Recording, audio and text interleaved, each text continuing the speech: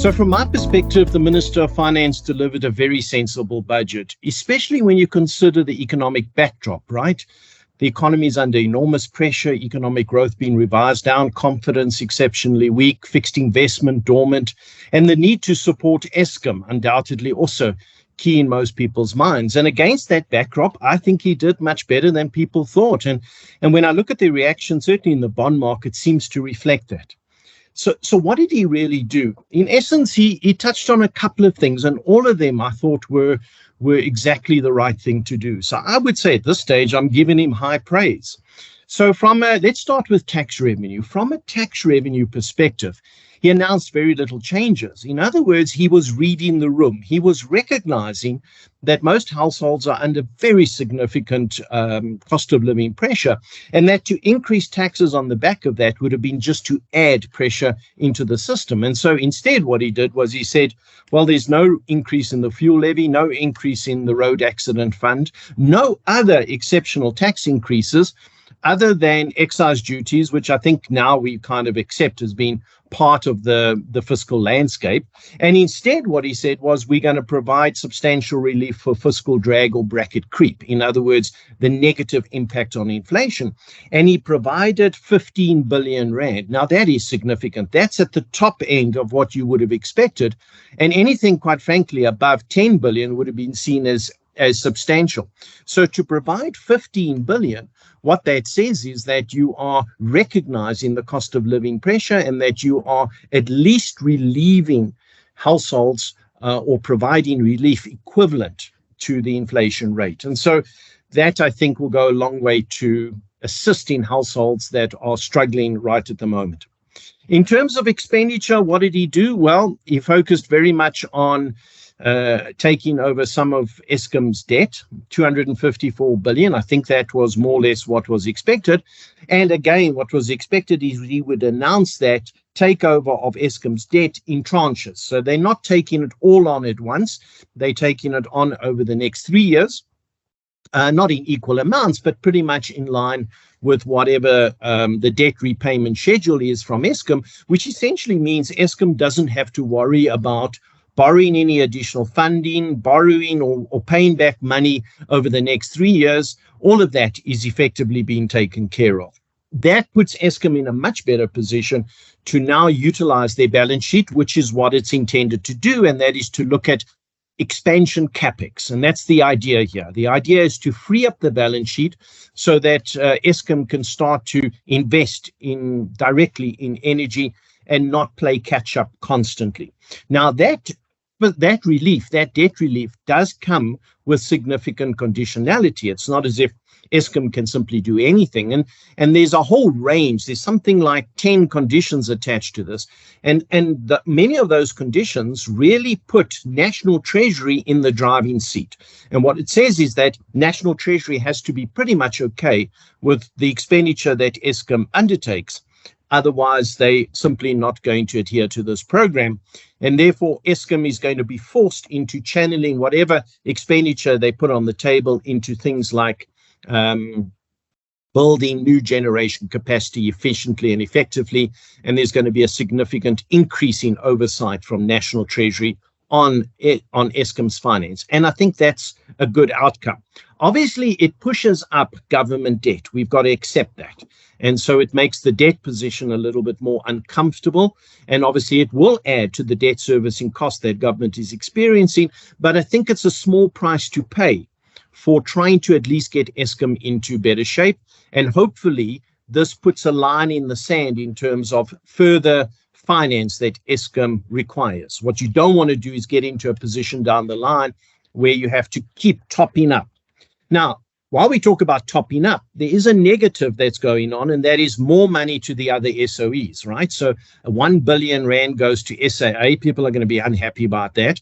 And 2.4 billion to the post office. And I've got no idea what the post office is doing with all these billions, because this isn't the first such tranche that they've been given. And they're not really talking about the restructuring of these SOEs. So to me, this remains a perpetual risk, whether it's Denel, whether it's Sanrail, whichever SOE you're talking about, they're not in great shape. And then at some point, they could well come back to National Treasury and say we need additional finance. Now, National Treasury is saying, no, they can't do that because they have to manage their finance according to set parameters. And that's fine. But if they go beyond those parameters, what are you going to do? Are you going to allow that entity to fail? In all probability, not. And so you're going to have to provide additional finance until you properly restructure those SOEs. The other big area of focus was obviously the investment in solar panels. Now, the minister and the president had hinted about this, and clearly something that is desperately needed to try and energize further investment in solar panels. Not that I think some sectors of the market need that, but anything that would encourage further investment has to be seen as a positive. So he did two things effectively. One is provide a tax incentive for households. That is 25% of whatever money you spend on your solar panels, but with a proviso that it's up to a maximum that you can claim of 15,000 Rand. And so in the scheme of solar panels, that's not a huge amount of money. So I think it's something. It will help. It will encourage individuals. Households have got a year in which to utilize this scheme, but I don't think it's a game changer. I don't think it's going to really radically enhance solar investment.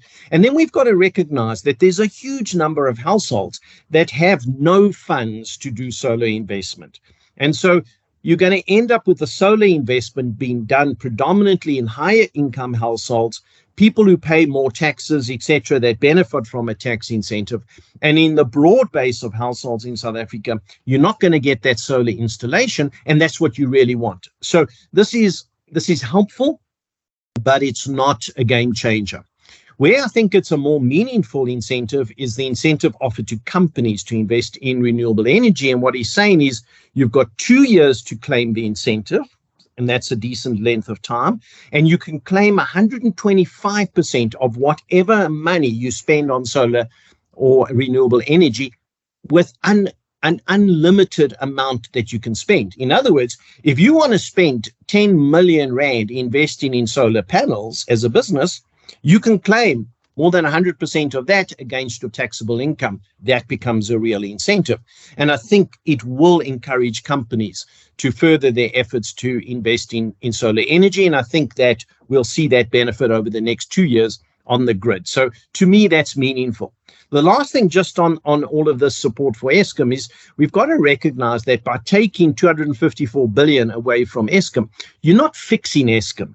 You're not fixing the energy position. All you're doing is putting the balance sheet in better shape, and you're de-risking the entity, if you like. It's now going to be up to Eskom as to how do they utilize that improved balance sheet to invest more wisely in energy provision, and hopefully their new board of directors play a significant role in guiding that investment. So there's still a lot of risk with Eskom. There's still a lot of work we've got to do on the energy. This is just one step, I think, in the right direction. The other areas up for discussion, two areas I want to focus on. The one was the increase in social grants. Now, it was expected that the minister would increase the total amount allocated in terms of social grants. In other words, how much money each person gets. And he did that, increasing it by roughly 5% for each social grant. Now, 5% you would say is in line with expected inflation. And therefore, you can't criticize the minister for being trying to be populist. In other words, there was a worry that we were going into the national election next year and that the minister would use this budget to boost the ANC's chances of winning that election, a populist budget. He didn't do that. I don't think this is a populist budget. Because if he wanted to be populist, upping the social grants by more than 5% would have ticked that box, and he didn't do that. He's recognizing that social grant payments are extensive in this country. Millions of people qualified. The system has got too big, and you can't keep adding to that system. The answer is really to try get investment and growth and get people off the system. So I think I would applaud the minister for sticking to 5% and not being tempted to go beyond that. The area where there's going to be a lot of discussion still is what did he do with salary increases? And he's just not being transparent enough here. So in the budget, he's putting in increases for the next couple of years of just over 3%. And there's no way that the unions are going to accept that, right? They're already unhappy with the increase they got last year. So he's put into the budget, let's take this year, 3.3%. Now, if you listen to the press, the unions are wanting 10%, 12%. And so you're going to end up with a big fight in terms of that wage agreement and the risk that you end up with a public sector strike activity, which becomes debilitating for the economy. From the minister's point of view, what he's saying is he doesn't want to put into the budget an amount that preempts the salary increase. In other words, if he put in an amount of 6 or 7%, then the unions would start negotiating from that point and assume that the number would go up beyond that. So if he puts in 3%, then there's some room for adjustment. The difficulty with that strategy is that when we look at the budget numbers, while they look good, we've got in the back of our minds recognize there is a risk that salaries go up by more than that, and that his fiscal discipline comes under some constraint over the next couple of years. So let's talk about the risks with this budget. On the face of it, as I said, a sensible budget. If you think what he did was he was able to provide very few tax changes. He's actually net providing relief for individuals. He was able to take on Eskom debt and reduce that very substantially. He was able to increase social payments by a decent amount. And he did all of this by still maintaining fiscal discipline, by ensuring that the budget deficit gets smaller. And in fact, he presented a situation where we have a primary budget surplus, which is in essence, if you take expenditure minus revenue and you adjust for the interest payment, it's a positive. In other words, government would say without the interest cost, we're actually spending less than what we're getting in. And that's a good indication of discipline. So the minister is definitely presenting a disciplined budget. What's the risks? Two key risks in my mind. One, I mentioned previously, the public sector salary increase. That could end up being more than what he's got in the numbers. And he may find that it's not easy to adjust other departments' expenditure to compensate for that increase in salaries, and therefore he finds there's some slippage in terms of expenditure. The second risk is that when I look at his tax revenue forecast for the next 3 years, they're ambitious. And when you look at the total level of tax revenue that we're on at the moment, it's high. We've had another year of very good tax receipts, way above budget.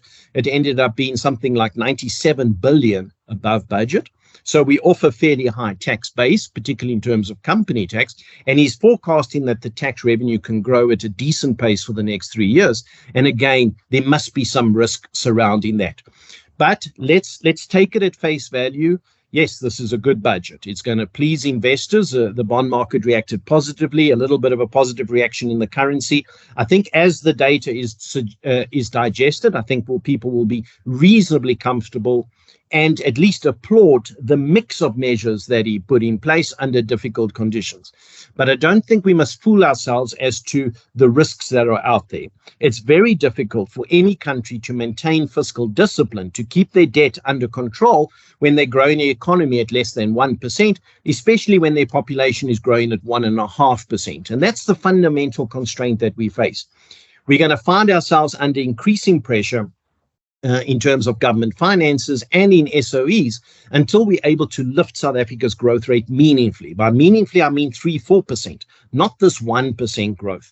And so I think that this is seen as a short-term type of set of parameters, ease the pressure on households, not be too aggressive in terms of taxes, try and do the right thing from a social grant and Eskom and solar perspective. But it's not a long-term solution. And that if we want to get the debt level down from over 70% of GDP to something more manageable, say 50%, there's only one way we can do that now, and that is increasing South Africa's growth. And to me, that's the overriding message that comes away from this. A good budget under difficult circumstances, but now we've got to focus on how do we get the growth rate up? How do we implement the electricity reform? How do we get this economy going? Thanks a lot.